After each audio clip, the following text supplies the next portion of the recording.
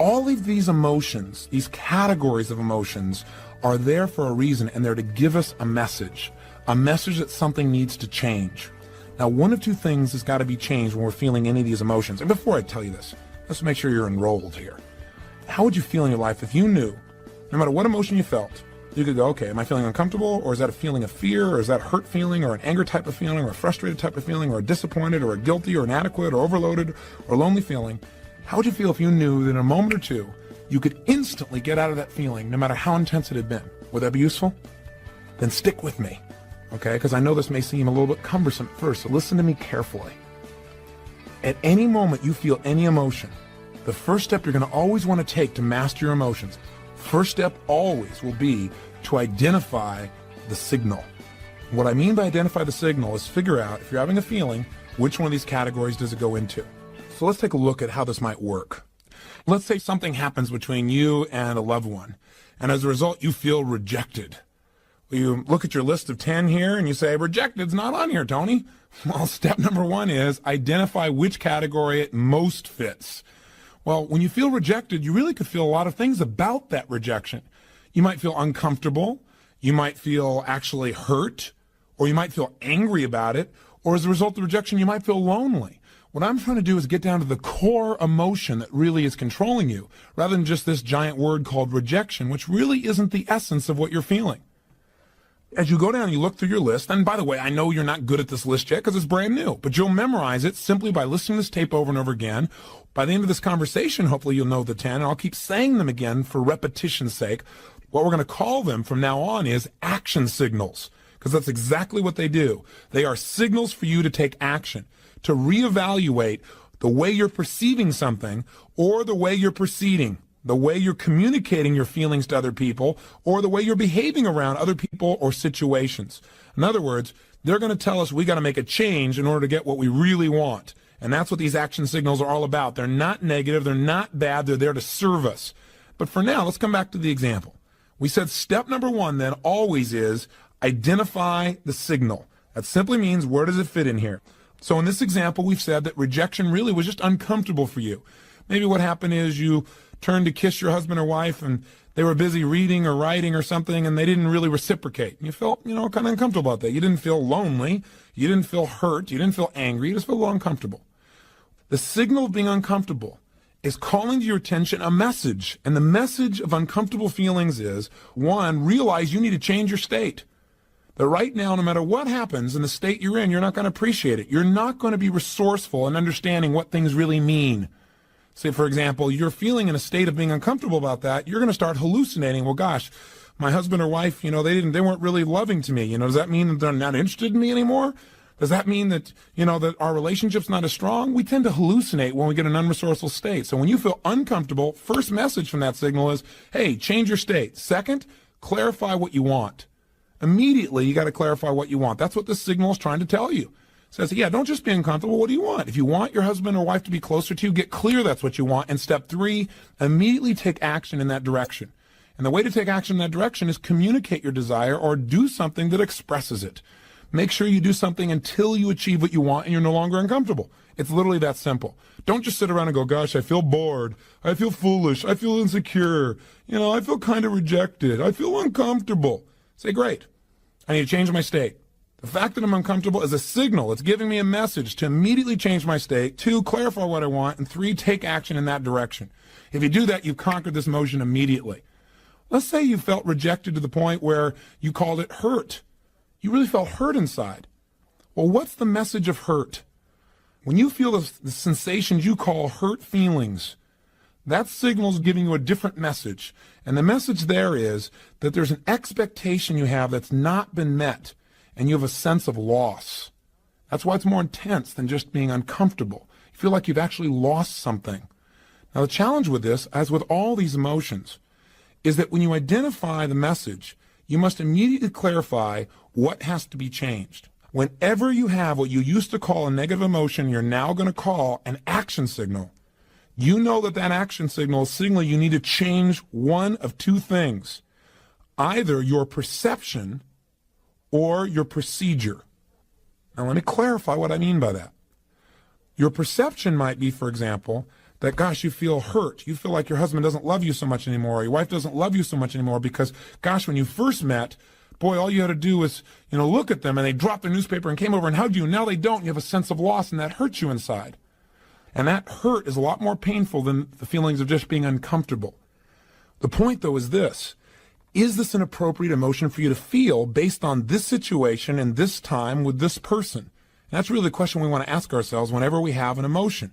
We know that when we have that signal, we need to first identify it, and then secondly, immediately appreciate this signal is offering us a message, and the message is we need to change. Again, our perception or our procedure. So our perception might be, person doesn't love me.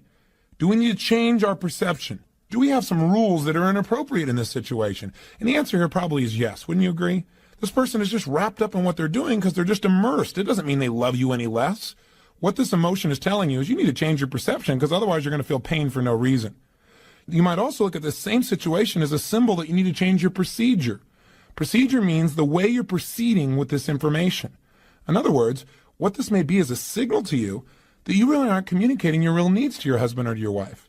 Maybe what you need to do is change your procedure, and instead of feeling hurt or instead of feeling uncomfortable, turn to your husband or wife and say, honey, I know you're wrapped up in your work.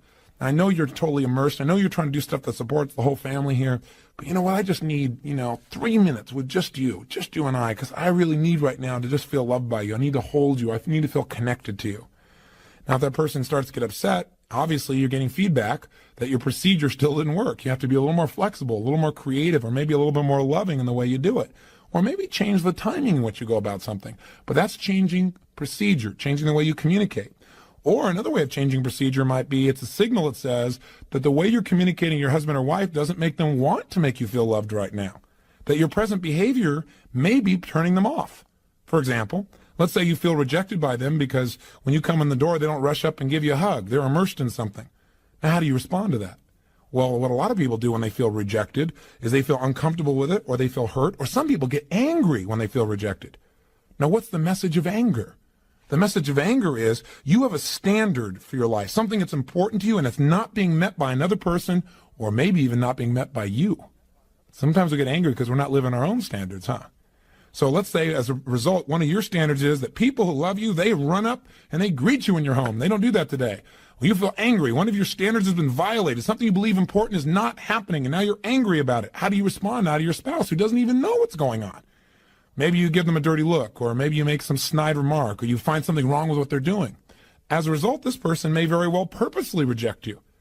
Now when you're feeling this rejection, you're feeling this hurt or this anger, and you say, okay, this anger means I have a message here, a signal. Signals I need to change either my perception or my procedure. Maybe you don't need to change your perception. Maybe they really are rejecting you deliberately. Maybe the procedure is not only how you communicate, but how you're behaving. Maybe you need to look and say, I'm not treating this person in a very loving way. No wonder they're giving me this feedback. I need to change me. Are you following me so far? So we're always getting the message. We're identifying the signal. We're appreciating the message and knowing the message is telling us we either need to change our perception or our procedure. The way we're communicating, the way we're behaving. I know this may sound complex at first, but I'd play this tape back and listen to this little section a couple of times. You'll get this down. I want to change either my perception or my procedure, the way I'm communicating to this person or the way I'm behaving, or just the way I'm looking at the whole darn thing and making it so I don't have pain. I need to look at things, communicate, or behave in a new way. That's the message of pain. Let me say that again because I think you'll get this one. If you're feeling pain, it's a message. You need to change the way you're looking at things and therefore what they mean to you, or change the way you're communicating your desires or needs to someone, especially if the pain involves somebody else, or change the way you're behaving, the way you're treating others, and that'll get you a new response. That's in essence the basis of all these action messages. They're telling you got to set a new outcome and move in a new direction. Otherwise, you're going to stay in pain. And by the way, let me mention something to you. If you ignore a message, if you ignore one of these signals and these action signals, whether it be the signal of feeling hurt or fearful or angry or frustrated or disappointed or overloaded, that signal doesn't go away. It intensifies.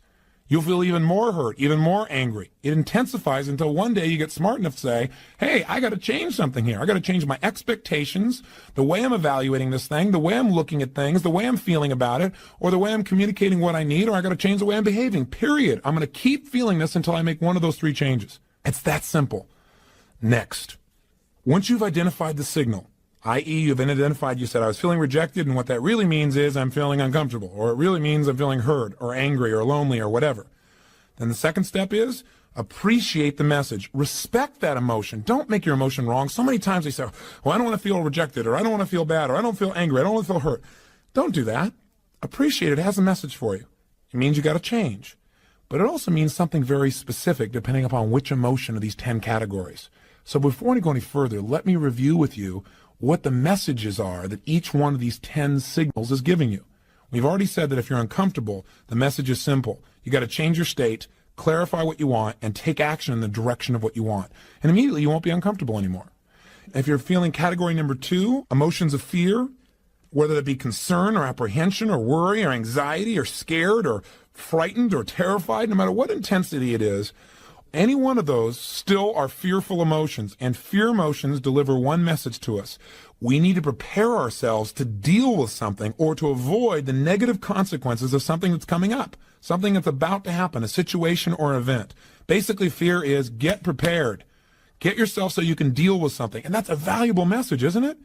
Now, the problem is what most of us do is we get fearful and we don't take the message. We either try to deny the fear and act like we're real strong, and all it does is get stronger and stronger, or worse, we just surrender the fear and we don't get the message. All we do is we get caught up in the emotion and we get more and more scared and we amplify it. And we start thinking of the worst that can happen rather than figuring out, okay, what do I need to do to be prepared to avoid the negative consequences and make this work? For example, people have fear of failure. That's a valuable fear. It's saying get prepared so you won't fail. For example, you might have a fear because the IRS is coming to visit you and you get a little note in the mail. You get this feeling of anxiety. That's probably a useful fear, right? It's probably saying to you, hey, you better go get all your paperwork in order. If you didn't have that message, if it wasn't painful enough, you might slough it off. They might show up and it may cost you a lot of money, not because you weren't accurate or honest, because you weren't prepared. Same thing happens if somebody asks you to give a speech and you get a little fear inside. Maybe it grows into anxiety. The more intense it gets, the more we tend to surrender to the emotion rather than get the message. That's why we may want to convert fear and say, well, I'm a little concerned. And what I'm concerned about is I need to prepare for the speech so I do the best possible job and I'll feel confident instead of fearful. Now, again, with each of these emotions, we want to hear the message and seize the message appropriate. You may already be prepared. You may be as prepared as you can get. There's a limit to what you can do, right? There's a point where you have to have some faith. At that point, you might just have to say, you know what? This is a message I need to change my perceptions, not my procedures. I'm prepared by my procedures. I know what to do. I know how to do it.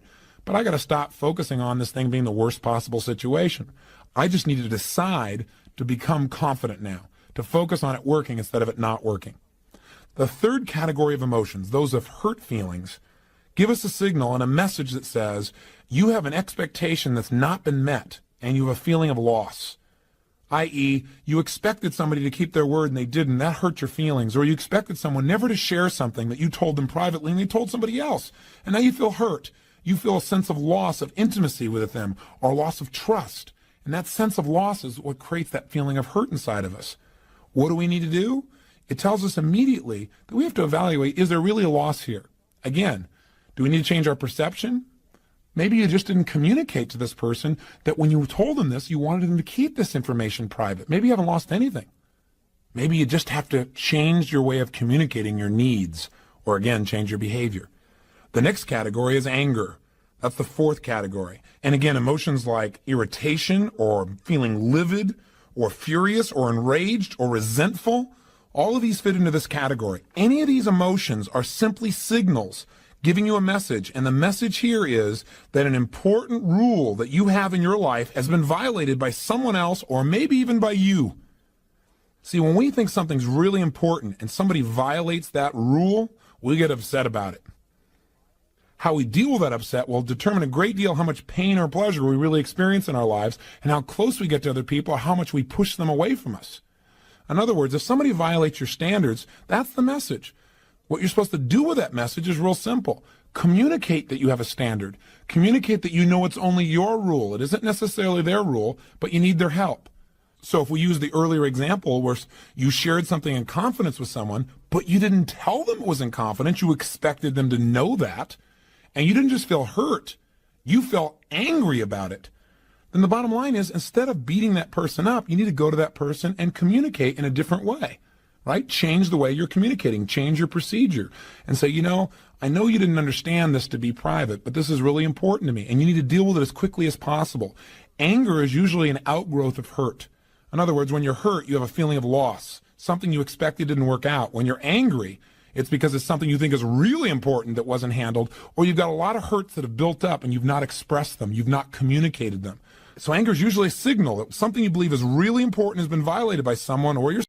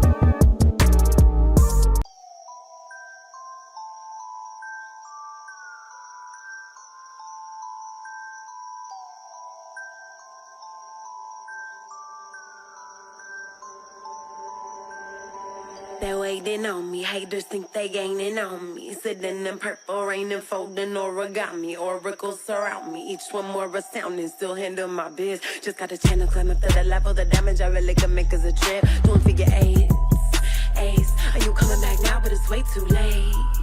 Just tryna be grateful, just tryna be great. Yeah, and one thing it taught me is this is the moment to get it. So have faith and don't hesitate.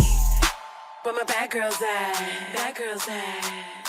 From the front to the back, front to the front, to the front, to the front, to the front. But it work right now, work right now. Put it work, let me see, put it work. Put it work, let me see, put it work. Work, work, work. Put it work.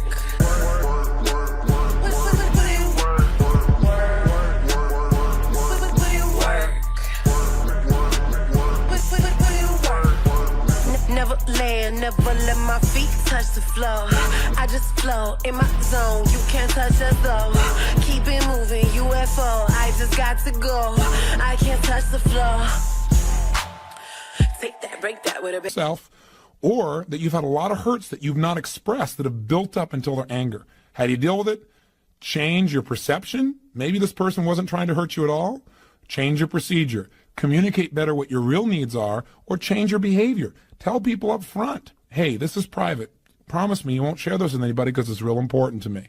Either way, you'll get out of your anger quickly. It's simply a signal that says you need to clarify with other people what your rules are and get them to agree to meet them, or you need to compromise them possibly.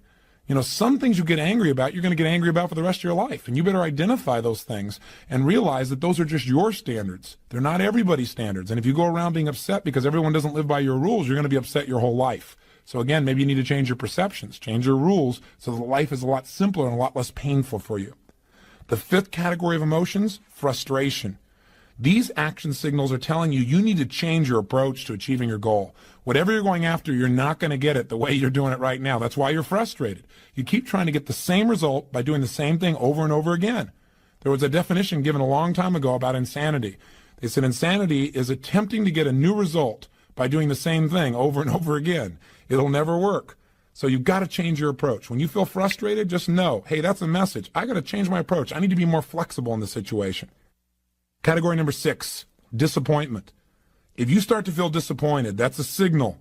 And that signal is bringing you a message. And the message is that you need to realize an expectation you had, an outcome you're going after, is not going to probably happen unless you change your expectation and make it more appropriate for the situation at hand.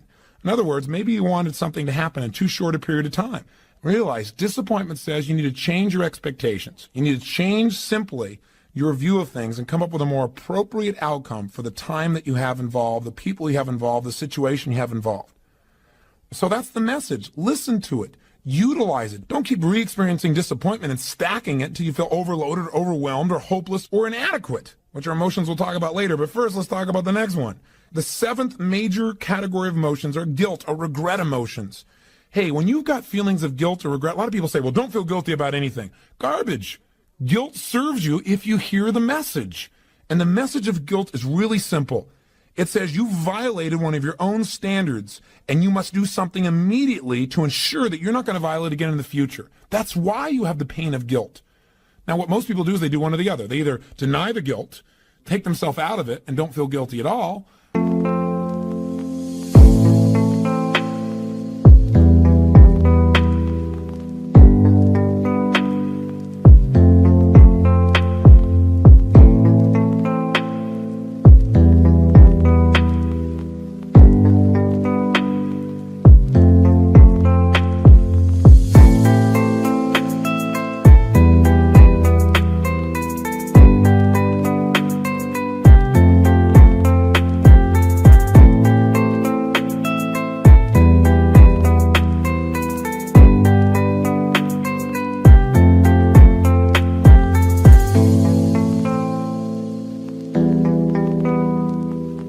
which, I agree you shouldn't stay in guilt, but if you just deny the guilt and don't get the message, the guilt's going to come back. It'll get you sooner or later. It's back there. It's deep. It's dark. It'll get you. So with that fear, maybe you should turn that fear into getting the message instead of being overwhelmed and, again, surrendering to guilt. That's the other extreme. People just walk around and they allow themselves then to feel inferior for the rest of their life. They feel so regretful about what they once did. That is not the purpose of guilt. It's to make sure you clean up your act. It's to make sure that you don't violate this again. It's that you make things right when you screw up. That's what you got to do. Now, sometimes you can't. Sometimes someone has passed away or something's occurred where you feel guilty about something that happened in the past you really can't change. The only thing you can change is your present and future behaviors. When you do that, you can let go of the guilt. But that's the message it offers you. And again, when you immediately feel the signal, what do? You identify the signal and you realize, hey, I'm feeling regret or I'm feeling guilt. Secondly, you appreciate the message. It's a message that says you need to change something, either your perception or your procedures. Maybe you're feeling guilty about something you shouldn't feel guilty about at all. Have you ever done that? I know I have. I felt guilty one time because I didn't help somebody feel happy enough. I used to run around. If everybody around me wasn't happy, I felt guilty if I felt good. How stupid. We don't want to fall into that category. You might want to change your rules or your perceptions. Or you might need to change your procedures again. Maybe the procedure is you feel guilty about the way you communicate to somebody. You were too harsh. Go back and clean it up. Say, hey, I'm sorry. I didn't mean to do this. I really regret what I said. I was wrong. Boy, the guilt will disappear. Or change your behavior in the future. Change the way you're going to communicate to that person or people like them. Any one of these three changes, again, will immediately eliminate the guilt, and then guilt has served a good purpose, hasn't it? It's kept you on track. It's moved you forward. It's made you a better person. That's why it's there. Utilize it. Don't wallow in it. Let's go to category number 8, inadequacy. Boy, if you feel inadequate, those are any of those emotions, again, that make you feel like you're less than. Feelings of being unworthy, for example, would be inadequate feelings. Whenever you feel this emotion or emotion like it, get excited. Appreciate it's offering you a message, and the message it's offering you is simple. It's saying you need to do something to get better in this category right away. It doesn't mean you have to be perfect at it. Inadequacy just says you got to do something. Don't sit on your duff anymore. You're feeling inadequate because you haven't done anything to be really good in this area. Now, the first thing you got to do is, as you go through this process, is ask yourself, is this really an appropriate emotion? That is, am I really inadequate, or do I need to change the way I'm perceiving things? Maybe I got some rules that say, in order for me to be adequate, I have to go on the dance floor and outdo John Travolta. That's probably inappropriate perceptions. You need to change the perceptions, or it may be changing the procedures, which is, I need to prepare myself by doing something right now to get better. One thing you could do is just go practice. One thing you do is go out and initiate some communication. So inadequacy is a message to get up and do something to become better, or to change your criteria. to look at what you're doing and make it easier for yourself to feel adequate. You've probably got rules that are too harsh. Now, category number 9. This is one of the categories that I think immobilizes and destroys more people's lives than virtually any of the others combined. And that is a feeling of being overloaded or overwhelmed or hopeless or depressed. They all fit together. I use overloaded to make it sound simpler, because if you say, gosh, I'm depressed, you'll immediately feel much more intensity than if you say I'm overloaded. The key here is to realize that this is a signal. When you feel hopeless, depressed, overwhelmed, or overloaded, the message that's offering you is that you need to reevaluate what's most important to you in this situation. Sit down right now and decide what is absolutely important, what's a necessity for you versus what's a desire. Write down all the things that are most important for you to accomplish. Then, 2, put them in order of priority. And then 3, take the first one on your list and do something about it. It's the same thing with depression, the same thing for being hopeless. Sit down and saying, okay, instead of saying it's hopeless, I need to change my state, number 1. That's always the message of all these emotions. Number 2, I got to clarify what's most important to me. Write it all out. 3, what's the order of the importance? And 4, what's the first thing on my list? Let me go handle that. The minute you go handle anything, and you deal with one simple issue, your brain can handle it, and as soon as you handle that situation, you will feel like you're in control of your world. You will not feel overloaded, you will not feel overwhelmed, you will feel like there's hope, and you won't feel depressed. Your self-esteem grows when you do something to take control of events, instead of having events take control of you. And all you have to do to take control of events is chunk them down. Pick one thing and master it. The message is simple. You're trying to do too much in too short a period of time. You're looking at the whole world and expecting everything to be perfect overnight, and you're feeling like you can't handle it all. Chunk it down. Here's the final category. Category 10, feeling lonely. Have you ever felt really lonely?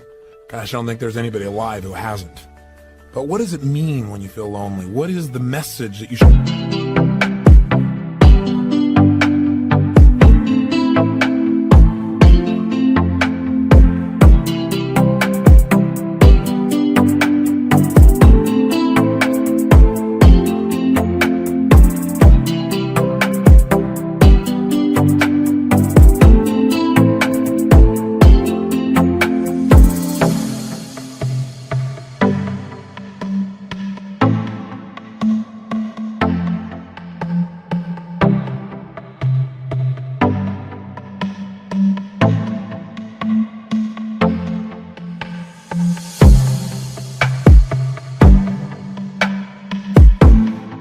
get from that signal?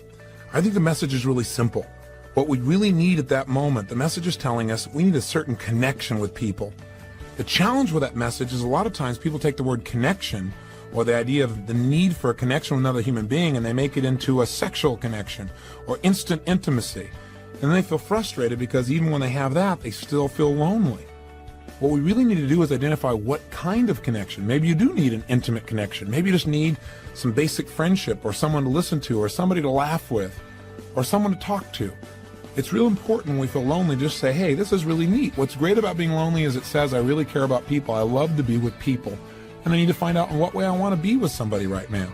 And then take an action immediately to go in the direction we want.